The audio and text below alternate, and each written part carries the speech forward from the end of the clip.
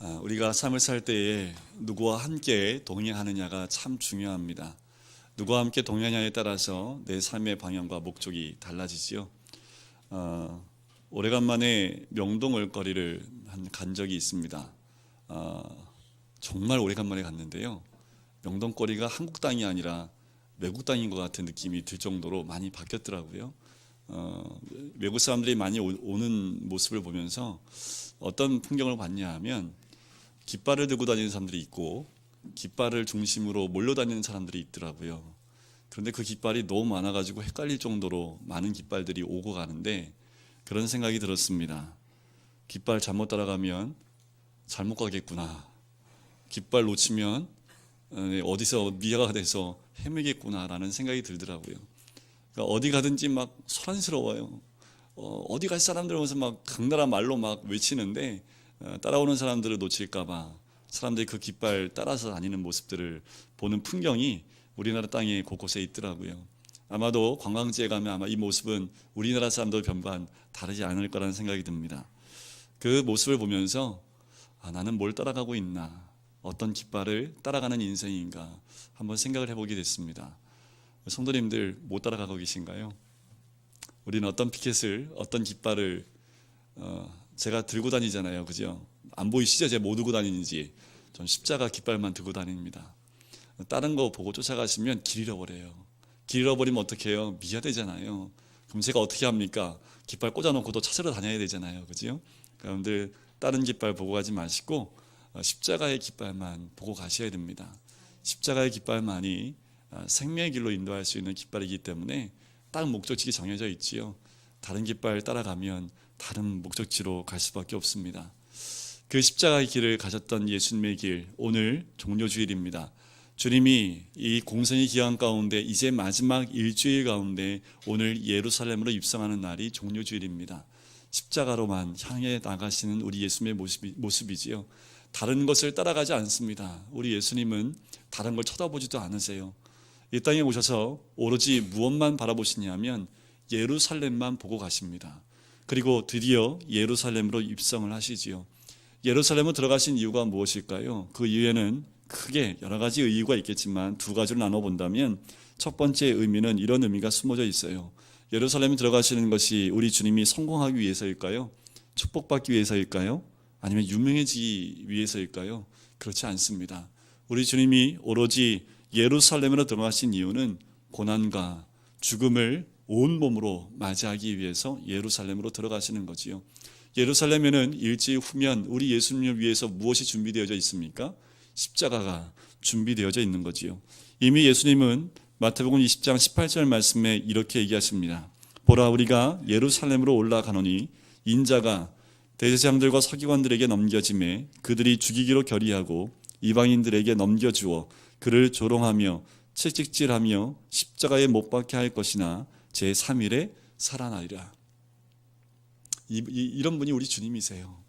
우리 주님은 이걸 3번이나 알려주십니다. 제자들에게 3번에 걸쳐서 자기가 어떻게 죽임을 당하고 살아날지에 대한 부분을 정확하게 이야기하고 계십니다. 우리 주님이 예루살렘에 들어가야 될 이유를 이미 말씀하고 계신다는 거지요.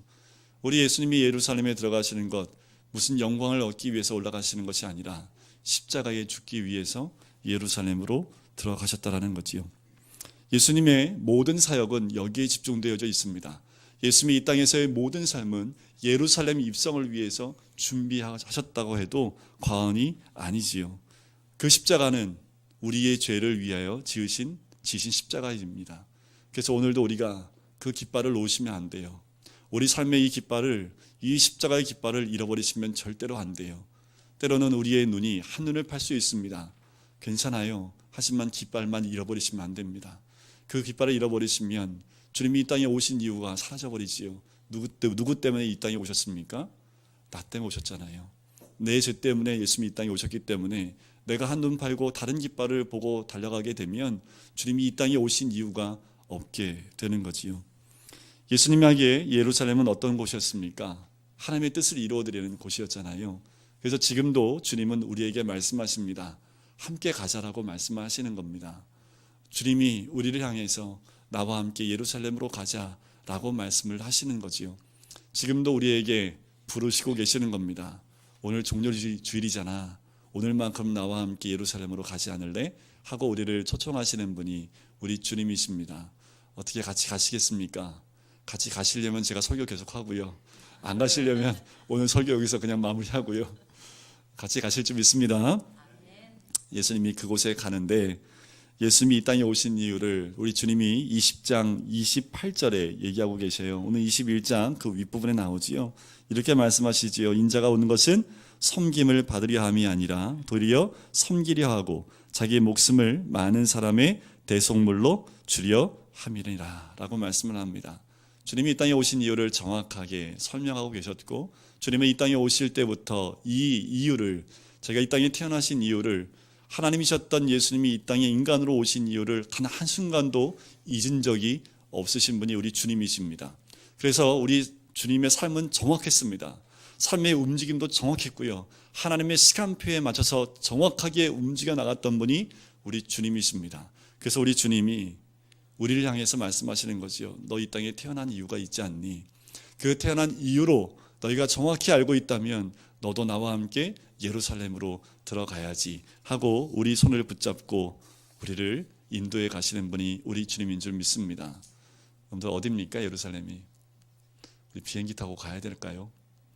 우리에게 허락하신 예루살렘이 어디입니까? 예수님에게 그 예루살렘은 십자가를 지는 곳이 예루살렘이지요. 여러분들 우리한테 예루살렘은 어디입니까? 그것이 장소일 수도 있고요. 아니면 어떤 공간일 수도 있고요. 어쩌면 어떤 한 사람이 그 예루살렘일 수도 있겠지요. 하지만 주님 분명히 그 예루살렘으로 함께 가자라고 말씀하시고 너의 예루살렘을 발견하라 라고 말씀을 하시고, 그 예루살렘 발견하려면 우리가 이 땅에 왜 태어나는지를 정확하게 알아야 되겠지요. 또한 예루살렘에 입성하신 예수님의 두 번째 의미가 있다면 왕으로 오신 예수님의 대관식입니다. 드디어 예수님이 왕으로 예루살렘에 입성을 하시는 거지요. 온 인류의 죽음과 죄와 저주의 모든 문제를 해방하기 위해서, 해결하시기 위해서 예루살렘으로 입성을 하시는 겁니다. 누구 때문에 입성하시는 거예요? 아까도 말씀드렸지만 나 때문입니다. 또한 우리 금강교회 성도님들을 위해서 예루살렘으로 왕으로 대관식처럼 입성을 하시는 거지요. 그런데 문제가 한 가지가 있어요. 이 땅에 그 왕으로 오셨는데 이 세상 사람들이 예수님을 왕으로 대접하지 않습니다. 요한복음 말씀해 보면 그 안에 생명이 있었으니 이 생명은 사람들의 빛이라. 빛이 어둠에 비치되 어둠이 깨달지 못하더라. 예수님은 생명이셨습니다. 예수님은 빛이었고 구원이었습니다. 구원의 왕이었고 인류의 메시아일 뿐만 아니라 우리의 구원자이시지요. 그런데 이 세상은 예수님을 결국 십자가에 못 박아 죽게 합니다. 그것이 왕으로 오신 예수님에 대한 우리 인간들의 대접이지요. 결국 예수님의 예루살렘 입성은 죽음을 위한 입성이었고 십자가를 위한 입성입니다.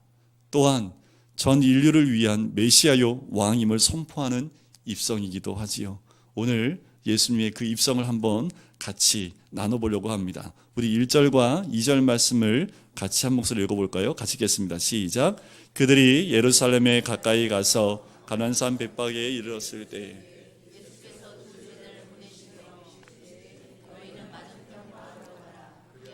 곧 매인 나귀와 나귀 새끼가 함께 있는 것을 보리니 풀어 내게로 끌고 오라. 자, 가난산에서 예수님이 사랑하는 두 제자를 보내시면서 입성을 준비하시는 거지요. 자, 한 가지 질문 드릴까요? 자, 예수님의 예루살렘 입성을 준비하고 싶으신 분들 한번 손 들어 보시겠어요? 네. 네, 권사님. 네, 감사합니다. 일부 때는 아무도 손을 안 드셨더라고요. 제가 이 질문을 드렸던 이유는 뭐냐면, 예루살렘에 입성하기 위해서 분명히 준비해야 될 제자 2명이 필요합니다. 분명히 예루살렘 입성을 위해서 하나님 예수님은 제자 가운데 2명을 선발하시지요. 그 예루살렘 보내시는 거지요. 이런 생각이 들었어요. 제가 우리 아이들 공개 수업을 하는데 한번 가봤는데 저학년 때도 가봤고요. 고학년 때도 가봤거든요. 저학년과 고학년의 차이점이 있더라고요. 고학년 올라갈수록 손을 안 들어요. 저학년으로 내려갈수록 모든 아이들 손 들어요. 무조건. 알든지 모르든지 무조건 손 들고 봐요. 그 모습을 보면서 어떤 마음이 들었냐면 어린아이와 같은 신앙은 앞뒤 안 보는 거죠. 주님이 갈래 하면 무조건 손 드는 거지요. 그런데 신앙이 좀 오래되면 이제 우리 머릿속에 이게 이제 생각이 돌아가는 거죠. 그래서 이게 가야 되나 말아야 되나 이런 생각이 드는 것이 우리의 모습은 아닌가라는 생각이 듭니다. 지금도 주님은 두 사람을 원하세요. 그 두 사람, 예수님의 입성을 위해서 먼저 보내서 어린 나귀를 데리고 올 그 두 제자를 보내는 거지요. 그런데 한 가지 말씀을 드리면 이 제자들을 보내는데 어디에 이르렀을 때 보냅니까? 감난산 벳바게에 이르렀을 때입니다. 그런데 여러분들 아십니까? 벳바게와 베다니가 참 가깝습니다. 제가 베다니를 언급한 이유가 있지요. 베다니에는 누가 있는지 아세요? 죽었다 살아난 나사로가 살고 있는 곳이 베다니입니다. 거기에 그 누이 두 명이 있죠. 그 유명한 마르다와 마리아. 우리 교회도 있잖아요. 마르다와 마리아. 얼마나 유명합니까? 제자들을 그곳으로 보내면 모든 것이 다 준비되어져 있을 텐데 우리 예수님은 베다니로 보내지 않아요. 그런데 이 제자들이 질문을 해요, 안 해요? 질문 안 해요. 그냥 예수님이 뭐라고 하십니까? 어디로 가라고요? 너희는 맞은편 마을로 가라라고 하는 거지요. 자, 맞은편으로 가. 그런데 거기가 어딘지 우리는 모르지만 아마 이 두 제자는 알았을 겁니다. 그럼 제자들이 이런 질문을 해야죠. 주님, 요 가까운 베다니에 가면 나사로가 모든 것 준비해 놨을 텐데 왜 저쪽으로 가야 됩니까? 라는 토를 달지 않았다라는 거지요.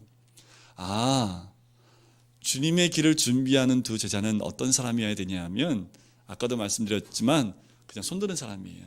그냥 가 하면 가고 저쪽으로 가면 가는. 이 제자들은 토를 달지 않고 예수님 말씀에 온전한 순종으로 나갔던 제자라는 거지요. 맞은편으로 가면 거기에 누가 있다고 얘기합니까? 못이 있다고요? 나귀와 나귀 새끼가 메어져 있을 것인데 그 나귀를 데리고 오라라고 얘기합니다. 왜 나귀였을까라는 거예요. 지금 예수님이 왕으로 오셨잖아요. 보통 왕들은 뭘 타고 옵니까? 롤스로이스, 요새는 그죠? 방탄차 뭐 이런 거 타고 오고 뭐 영부인 차가 따로 있고 한데 이때 당시에는 뭘 타고 왔을까요? 왕이면 왕이 마차 아니면 백마 뭐 이런 걸 타고 왔겠지요. 근데 우리 예수님은 뭘 타고 오신다는 겁니까? 지금 나 왕이야 하면서 입성하시는데 뭘 타고 가세요? 나귀를 타는데 나귀를 타요? 나귀 새끼를 타요? 나귀의 새끼까지 탄다라는 거죠. 자, 나귀의 의미가 뭐냐 하면 평화를 상징합니다. 일반 왕들도요, 평화를 상징한다는 의미에서 나귀를 타고 다닌 적이 있습니다. 지금 우리 주님은 내가 심판의 주로 이 땅에 먼저 오는 것이 아니라 평강의 주로 이 땅에 왔다라고 선포하시면서 나귀를 타고 입성하시는 거예요. 그런데 한 번도 사람을 타보지 않았던 어린 나귀를 탄 이유가 있습니다. 왜일까요? 순결함 때문에 그렇습니다. 순결함 때문에 그 어린 나귀를 타는 거죠. 아, 우리 주님이 나귀도 아니고 나귀 그 새끼를 탄 이유는 평화의 왕이시고 순결함을 잊지 않고 오시는 우리 주님이시라는 거지요. 이 모습은 어떤 모습일까요? 우리 예수님의 겸손한 모습을 보여주고 있는 거지요. 여러분들, 우리가 일반 사람들 대할 때 대접 좀 잘해야 됩니다. 그래서 항상 대접을 동일하게 하시는 게 좋아요. 잘못 대접하면 대접 잘못했다가 큰 코 다치는 경우가 많지요. 우리는 어떻습니까? 우리 레벨에 맞는 대접 받길 원하잖아요. 그죠? 내 레벨이 여긴데 이 레벨로 대하면 기분 나쁘잖아요. 그죠? 자존심 상해. 그죠? 내 레벨이 여긴데 이 사람들이 난 또 레벨이 여긴데 또 이 레벨에 나를 맞춰주면 너무 기분이 좋아요. 그죠? 아니시군요. 네. 자, 이 세상은요, 우리를 그렇게 만들어 버려요. 우리 아무것도 아닌데 우리 스스로 월급으로 우리의 위치를 정하고요.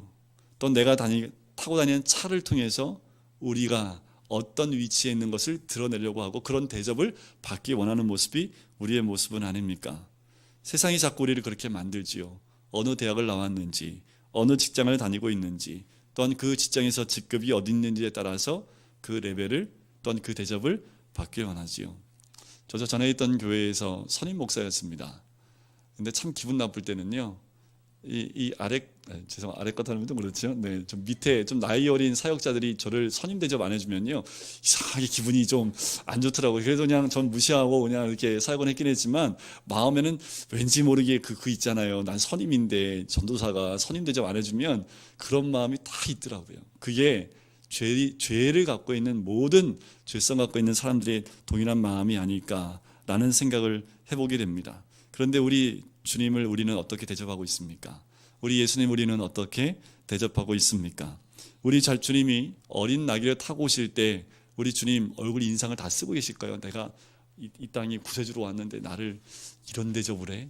하면서 혹시 우리 예수님이 왕으로 오셨는데 패배감에 젖어있는 얼굴이셨을까요? 아니면 억울함에 그 얼굴에 가득 차 있는 모습이었을까요? 어린 나귀를 타고 가신 예수님의 모습은 어떠셨을까요? 어떤 명화를 보면 그냥 인자한 모습, 그 모습을 그리고 있지만 제가 생각하기엔 이런 모습이지 않았을까 생각이 들어요. 왜냐하면 예루살렘 입성하기 전에 또 예루살렘에 오셔서 예루살렘을 바라보시면서 기도하셨던 장면이 있습니다. 예루살렘아 예루살렘아 내가 돌 위에 돌 하나도 얹어있지 못할 것이다 라고 예언하시면서 멸망을, 예루살렘의 패망을 예언하셨던 우리 예수님, 그러면서 눈물을 흘리셨던 우리 예수님, 그 모습이 복음서에 적혀져 있습니다. 아마도 예루살렘 입성하시면서 우리 주님의 얼굴에는 눈물이 흘리지 않았을까. 무너져 버릴, 또한 여러 하나님의 사람들이 죽임을 당하는 그 패망을 바라보시면서 눈물을 흘리지 않으셨을까라는 거지요. 사람은 정말 사랑하면 자존심이 별 문제가 안 됩니다. 사람은 정말 사랑하면 자기 위치를 버리게 되는 거지요. 우리 주님은 우리를 너무나 사랑했기 때문에 하늘 보좌를 버리고 이 땅에 내려오신 분입니다. 그렇기 때문에 말을 타고 오는 것 별로 중요치 않아요. 나귀도 어미 나귀를 타고 오는 것 별로 중요치 않아요. 우리 주님은 나귀의 새끼를 타고 오더라도 우리를 너무나 사랑하시기 때문에 사랑하는 그 마음으로 그 어린 나귀를 타고 오신다라는 거지요. 정말 영적인 사람은요, 내가 대접받는 것을 중요하는 것이 아니라 우리가 어떻게 사랑하며 섬기느냐에 초점이 되어져 있다라는 겁니다. 자, 제자들을 보내서 맞은편 마을로 가면 뭐가 있다고 얘기를 합니까? 나귀와 나귀 새끼가 있다고 합니다. 그랬더니 자, 끌고 올 때 3절에 보니까 예수님이 이런 말씀을 하세요. 만일 누가 무슨 말을 하거든 주가 쓰시겠다 하라. 그리하면 즉시 보내리라 라는 거지요. 자, 나귀의 주인의 이름이 뭡니까? 누가입니다. 누가. 누가복음의 누가는 아니고요. 누군지 이름도 안 밝혀져 있어요. 그런데 이 누가라는 한 사람 때문에 예수님의 입성이 준비되어졌다는 거지요. 그래서 제 말씀을 보면서 누가에다가 제 이름을 넣었으면 얼마나 좋을까. 만일 정규가 무슨 말을 하거든 주가 쓰시겠다 하라. 그리하면 즉시 보내리라. 여러분들 이번 한 주간 동안에 그 누가에다가 자기 이름을 넣으세요. 준비하셨으면 좋겠습니다. 이 나귀를 준비했던 이 사람은 하나님을 너무너무 사랑했던 사람이 아닐까. 어쩌면 예수님의 제자가 아니었을까. 왜요? 나귀를 가지고 올 때 돈을 지불해라. 나귀를 풀어서 가지고 올 때 왜 가져가냐 하면 그러면 그 값을 지불하고 사와라 라고 말씀하지 않고 그냥 주가 쓰시겠다 하라 라고 하면 된다라고 하셨던 우리 주님, 얼굴에 조금도 미안한 마음이 없어요. 그 말은 뭡니까? 그 사람 마음이 온전히 주님께 모든 것 드리겠다라는 그 마음이 있다라는 거지요. 그런데 참 재밌는 것은 이 사람이 자기의 나귀와 나귀 새끼를 드림을 통해서 무엇이 이루어지냐 하면 4절과 5절 말씀이 이루어졌다라는 거지요.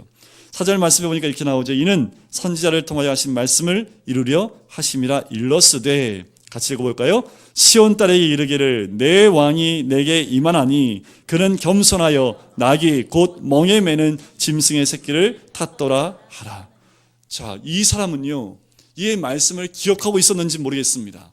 그런데 이 사람이 나귀 새끼를 주님께 드림을 통해서 무엇이 이루어진 거예요? 구약의 예언의 말씀을 이룬 사람이 된 겁니다. 근데 구약의 예언의 말씀을 이루는 사람이 되고 싶지 않으십니까? 준비하셔야지요. 어떻게 준비하면 되겠습니까? 오늘 집에 가서 나귀를 묶어 놓으세요. 어린 나귀 하나 묶어 놓으세요. 주님이 쓰시겠다고 합니다. 그 어린 나귀가 무엇이겠습니까?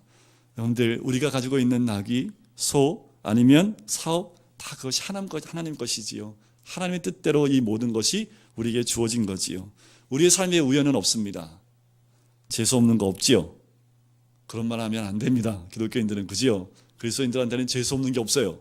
그리고 운명과도 상관이 없습니다. 왜요? 우리의 모든 삶은 하나님의 섭리, 하나님의 사랑의 섭리 가운데 있기 때문에 그렇습니다. 망해도, 부자가 돼도, 건강해도, 병들어도 다 하나님 영광을 위해서 예비된 것인 줄 믿습니다. 그래서 우리는 하나님께 영광 돌릴 수밖에 없는 거예요. 그래서 때가 되면 주가 쓰시옵소서, 나의 모든 것 여기 있습니다, 주께 드리겠습니다. 내 병든 이 몸도 주님께 드리겠습니다. 내 없는 것, 엘리야를 위해서 갖고 있었던 모든 것들을 다 만들어서 떡으로 드렸던 그 과부처럼, 하나님, 내 있는 것 아무것도 없지만 주님 쓰시겠다 하면 드리겠습니다 라는 그 마음이 우리의 마음이 되어야 될 줄 믿습니다. 이때를 위함이 아니겠습니까? 주님 일성을 위해서 이 누가라는 어떤 한 사람이 이 나귀와 나귀 새끼를 준비해 놓은 것, 바로 이때를 위해서이지 않겠습니까? 우리에게 있는 모든 것, 어쩌면 이때를 위해서 주님이 우리에게 주신 것. 그리고 아까도 말씀을 드렸지만 이 사람은 자기도 알지 못하는 사이에 스가랴 9장 9절 말씀을 삶 속에서 이루어 드렸다라는 거지요. 그래서 아까도 말씀드렸지만 이런 소망이 있어요.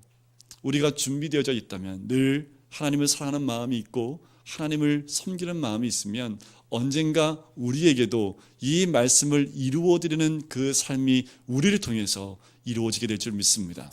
그래서 이렇게 좀 인사하면 좋지 않을까라는 생각이 들어요. 하나님의 예언의 응답이 당신입니다. 너무 길어요?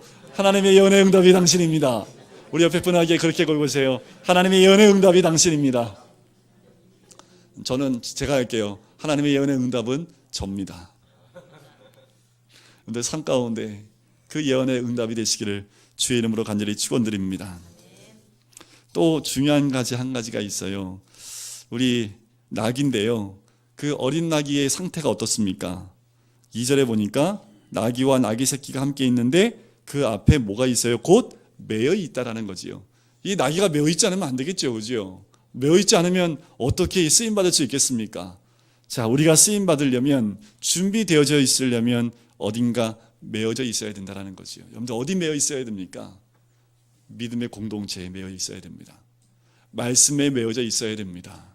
기도의 삶에 매어져 있어야 되고요, 예배의 삶에 매어져 있어야 됩니다. 그렇게 준비되어 있을 때, 주님이 쓰시겠다 했을 때 그것을 풀어서 주님께 드릴 수 있는 거지요. 잘 매여 있어야 됩니다. 근데 잘 묶여 계셔야 돼요. 공동체에서 떠나면 안 됩니다. 그럼 주님이 쓰시겠다고 했을 때 못 쓰잖아요.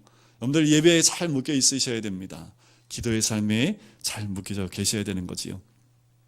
이제 제자들이 새끼 나귀를 어미 나귀와 함께 데리고 왔어요. 그 다음에 어떻게 했습니까? 7절과 8절 말씀을 같이 한번 읽어볼까요? 시작. 나귀와 나귀 새끼를 끌고 와서 자기들의 겉옷을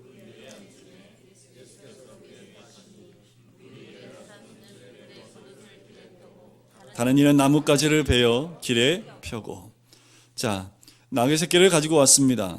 예수님이 앉으셔야 되는데 뭐가 없어요? 안장이 없어요. 왜요? 한 번도 사람을 태운 적이 없기 때문에 안장을 얹은 적이 없어요. 그래서 어떻게 합니까? 제자들이 자기의 겉옷을 벗기 시작을 합니다. 자기의 겉옷을 벗어서 안장으로 자기의 겉옷을 그 어린 나귀 새끼의 등에 얹기 시작을 합니다. 이것이 바로 봉사요, 헌신이지요. 하나님은 우리에게 분수에 넘게 헌신하고 봉사라고 하지 않으십니다. 여기 있는 모든 분들한테 다 새끼 나귀 가지고 와, 우리 하나님 그렇게 안 하시죠. 여기 있는 모든 사람들에게 다 나귀 한 마리씩 가지고 와, 우리 주님 그렇게 하지 않습니다. 어떤 분은 나귀 새끼를 준비할 수 있죠. 어떤 분은 겉옷을 필 수도 있습니다. 자기 형편에 맞게끔 예수님의 입성을 준비하도록 하나님이 허락하신다는 거죠. 그게 헌신이고 그게 봉사입니다. 우리가 할 수 있는 게 뭘까요? 할 수 있는 것 주님께 드릴 때 그것이 하나님 받으시는 참다운 봉사요, 헌신인 줄 믿습니다. 이들이 이렇게 하는 것은 쇼가 아니었습니다. 이 제자들이 겉옷을 벗고 얹고 길에 깔면서 어떤 일이 벌어지냐 하면 성령이 그 함께하는 모든 군중들에게 역사해서 그들의 겉옷을 다 벗기 시작을 합니다. 몇 사람의 겉옷을 벗어서 그 어린 나귀에 얹었더니 그 헌신과 봉사를 통해서 모든 사람들의 옷을 벗기 시작을 하고 벌써 옷이 없는 사람들은 나뭇가지를 꺾어서 그 앞에 놓기 시작하고 종려나무 가지를 흔들기 시작했다는 거지요. 단 몇 사람들의 헌신과 봉사로 모든 사람들의 마음에 감동함을 통해서 모두가 함께 하는 그 입성의 잔치가 되어졌다라는 겁니다. 구절 말씀해 보면서 이렇게 얘기하지요. 앞에서 가고 뒤에서 따르는 무리가 소리 질러 가로되 호산나 다윗의 자손이여 찬송하리로다. 주의 이름으로 오시는 이여 가장 높은 곳에서 호산나 하더라 라는 겁니다. 이것이 바로 우리의 삶이 되어야 될 줄 믿습니다. 이것이 바로 우리가 외쳐야 될, 주님께 외쳐야 될 우리의 찬양이어야 될 줄 믿습니다. 사람들은 운동 경기 보면서 흥분하고 열광을 하지요. 그런데 우리가 교회 와서 흥분하고 열광하면 광신도라고 얘기를 합니다. 제가 어렸을 때 좀 이렇게 광적으로 예수님 따랐거든요. 그래서 청년 때, 고등학교 때 금요기도회 그땐 철야였습니다. 진짜 밤 10시에 가서요. 새벽 예배 새벽 5시까지 철야를 했으니까 제가 전에도 말씀드렸지만 저는 북을 들었습니다. 그래서 기도하면 북치는 소년이지요. 제가 이 북을 찾았습니다. 그래서 기도할 때마다 이렇게 기도를 돋구기 위해서 지금 음악을 틀지만 그때는 막 북을 쳤는데 우리 어머니가 밖에서 날 잡으러 오셨다가 하시는 말씀이 야 니네들은 왜 개구락지 소리를 이렇게 내냐. 그러니까 이게 지하에서 항상 있기 때문에 지하에서 소리가 울리거든요. 그러니까 밖에서 들리면 이 소리가 들리니까 야 니네 교회에서 왜 이렇게 개구락지 소리를 내냐. 그럼 항상 저한테 하셨던 지금도 듣고 싶은 말씀 예수쟁이야 라고 얘기를 하셨어요. 그때는 참 듣기 싫었거든요. 근데 지금 또 듣고 싶어요. 예수쟁이 얼마나 좋은 소리인지 모르겠습니다. 세상 사람들은 우리를 향해서 그 예수쟁이라고 손가락질을 하고 있는데요. 그 손가락질을 당하고 싶어요. 정말 하나님을 찬양한 것 때문에 예수쟁이란 말을 듣고 싶고요. 지금은 예수쟁이다운 예수쟁이가 없어서 손가락질을 당하고 있는 경우가 너무 많기 때문에 우리가 정말 하나님을 경배하고 하나님을 찬양하는 모습으로 호산나 다윗의 자손이여 하며 뒤를 따르고 춤을 추는 그 모습을 하나님을 경배했던 것처럼 우리에게도 호산나 비옵나니 구원하소서라는 그 의미, 다윗의 자손은 메시아를 의미합니다. 그렇게 하나님을 올려드리며 경배하면서 찬양하는 그 모습이 우리의 모습 가운데 회복되어지기를 주의 이름으로 간절히 축원드립니다. 어떤 모습과 똑같냐면요, 사도행전 3장에 보면 안진뱅이가 베드로와 요한의 기도를 통해서 어떻게 해요? 자리에서 일어나지요. 뛰며 걸으며 어떻게 합니까? 여호와를 찬양하지요. 여호와를 찬양하면서 그 안진뱅이가 일어나자마자 무엇을 합니까? 하나님의 전으로 뛰어들어가는 모습이 등장을 합니다. 그 모습이 우리의 모습이 되어야 되지요. 저 북한에 있는 성도들은요, 마음껏 하나님 한번 찬양해 보는 것이 소원입니다. 마음껏 주님을 외쳐보는 것이 소원이지요. 우리 외칠 수 있잖아요. 오늘 집에 가서 외치십시오. 옆에 있는 사람이 시끄럽다 할 정도로 한번 외쳐보세요. 마음껏 찬양을 한번 오늘 넘어가면 안 돼요. 오늘 집에 가서 숙제니까 꼭 가정에 가서 우리 모든 가족들 함께 모여서 하나님을 찬양하는 그 찬양의 소리가 울려나게 하시기를 주의 이름으로 간절히 축원드립니다. 또 한 가지 우리가 꼭 기억하셔야 될 것은 이 겉옷을 깔고 나뭇잎을 다 까는데 그 나뭇잎과 겉옷을 밟고 지나가는 게 누굽니까? 퀴즈. 예수님이에요? 어린 낙이에요? 어린 낙이에요. 우리는 어린 낙이입니다. 어린 낙이는 등에 누구를 모시고 있는 거예요? 예수님을 모시고 있는 거지요. 어린 낙이 처음 사람을 태워왔어요. 얼마나 힘들까요? 아기도 아니고요. 다 큰 성인을 지금 등에 태우고 있잖아요. 얼마나 다리에 힘이 없을까요? 부들부들 떨면서 지금 가고 있는데 무슨 소리가 들려요? 뭔지 모르겠지만 자기 앞에 막 뭘 깔고 있고 막 옆에서 막 찬양 소리 들리고 막 보니까 막 손을 하늘을 향해 막 찬양하고 있는데 어린아이가 고개 숙여 가다가 살짝 고개를 들어서 보니까 이게 분위기가 좀 이상하잖아요. 그죠? 고개를 바짝 들어요. 그래서 이 나한테 하는 얘기인가 하고 두 발을 들면 어떻게 될까요? 몰매 맞는 거지요. 두 발 바짝 들면 누가 떨어져요? 예수님 떨어지잖아요. 어린 나귀는 예수님을 등에 모셨을 때 가치가 있는 겁니다. 우리의 삶의 가치는 예수님이 내 등에 계실 때 우리의 삶의 가치가 있는 거죠. 여러분들, 우리가 받는 칭송 우리가 받는 거 아닙니다. 그런데 때로는 그것을 착각해서 내 고개를 살짝 들어버리면 그 다음에 누가 등에서 떨어져요? 예수님이 떨어지면 뭐 기다린 게 뭐밖에 없어요? 매밖에 없지요. 예수님 잘 모시고 가야 되는데 이게 고개를 바짝 드는 바람에 예수님이 떨어졌으니 매밖에 없지요. 우리 인생 가운데 우리는 주님 부르시는 그날까지 어린 낙이입니다. 새끼 낙이지요. 우리가 무슨 영광을 받을 수 있겠습니까? 오직 모든 영광은 우리 주님이 받으셔야 되는 거지요. 또 한 가지 숙제해 드릴게요. 이번 한 주간 동안 우리 모든 성도님들 어린 낙이가 되셔서요, 등에 누구든지 좋으니까 한 명씩 태우고 한번 어린 낙이로 한번 집안을 한번 이렇게 한 바퀴 돌아보시고요.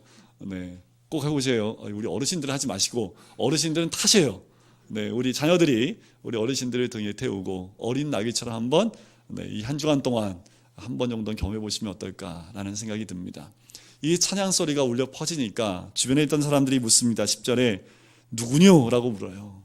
우리가 주님을 찬양하고 주님을 모시고 가면 주위에 있는 사람들이 묻습니다. 이 온 소동을 가로되 이는 누구뇨? 라고 질문을 하는 거지요. 우리 주위 사람들 우리를 보고 당신 누구냐? 당신 섬긴 사람이 누구뇨? 라고 질문을 해야 됩니다. 우리의 삶을 통해서 예수 그리스도가 드러날 수 있도록 그렇게 드러내면 당신이 섬기는 그분이 누구뇨? 라고 질문을 하셔야 되는 거지요. 그때 10절 11절 말씀에 대답을 하지요. 갈릴리 나사렛에서 나온 선지자 예수님입니다. 할렐루야. 예수님 때문에 이런 일이 일어난 것인 줄 믿습니다. 우리 예수님 때문에 우리에게 구원이 임한 줄 믿습니다. 내 주위에 있는 많은 사람들이 나 때문에 누구뇨? 라고 질문할 때 바로 우리 예수님 때문입니다. 라고 고백하시는 우리 모든 성도님 되시기를 주의 이름으로 간절히 축원드립니다. 특별히 이번 한 주간은 이제 입성을 했으니까요. 한 주간은 따라가셔야죠. 이제 우리 성도님들 다 입성하셨으니까 우리 예수님이 일주일 동안 걸어갔던 길들을 이제 일주일 동안 저와 함께 따라갈 예정입니다. 함께 따라가시면서 주님이 어떤 길로 가시는지 그 주님을 등에 업고 한 주간 동안 이 고난 주간 동안 주님과 함께 걸어가시는 우리 모든 성도님 되시기를 주의 이름을 간절히 축원드립니다. 우리 잠시 기도하실까요?